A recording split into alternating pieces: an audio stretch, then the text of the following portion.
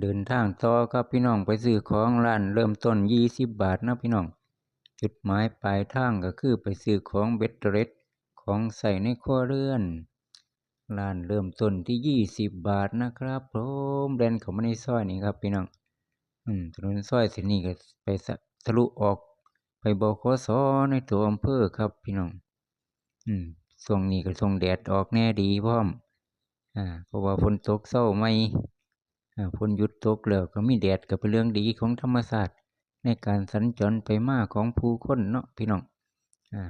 ไปไงมาไงดอกคันบ่มีฝนเนาะฟังขวามือก็มีร้านบริการซักอบปรีดเนาะพี่น้องร้านเครื่องปั้นผ้าเลี้ยวขวาไปบขสครับพี่น้องนี่แหละครับพี่น้องเอ้ยบขสของอำเภอน้ำโสม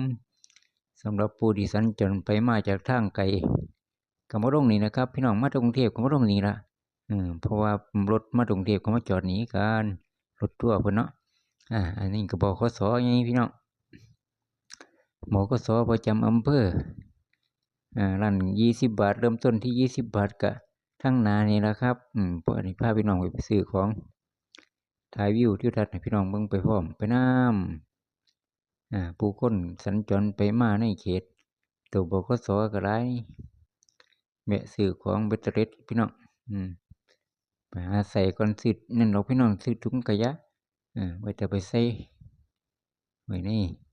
บ้านในเรือนไปซั่นล่ะเนาะพอดีก็พ่วงคางมามื้อนี้พี่น้องก็มาแล้วพ่อค้าไปไสน้อบัดนี้เนาะ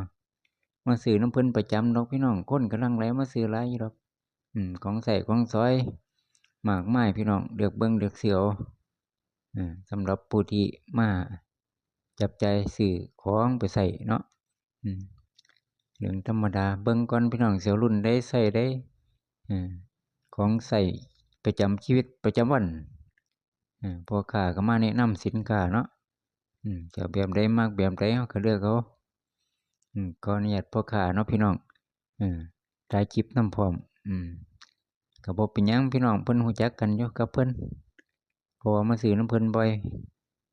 ซื้อของทุกอย่างของใช้ในครัวเรือนส่วนมากเป็นของใช้ในครัวเรือนร้านของพ่อค้านี่เนาะเพิ่นก็แนะนำเราว่าสิเอาอันใดแบบใดมาซื้อถุงขยะไปใส่ขยะเพิ่นก็บอกใส่นั่นเท่านี้ขยะขนาดใดถังสูงถังยาวถังกว้างส่ำใด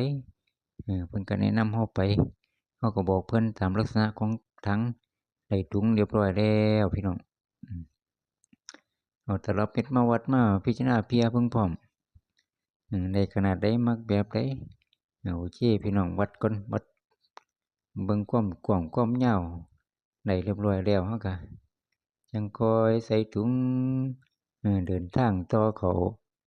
ตลาดทางนาอีกไปพร้อมพี่น้อง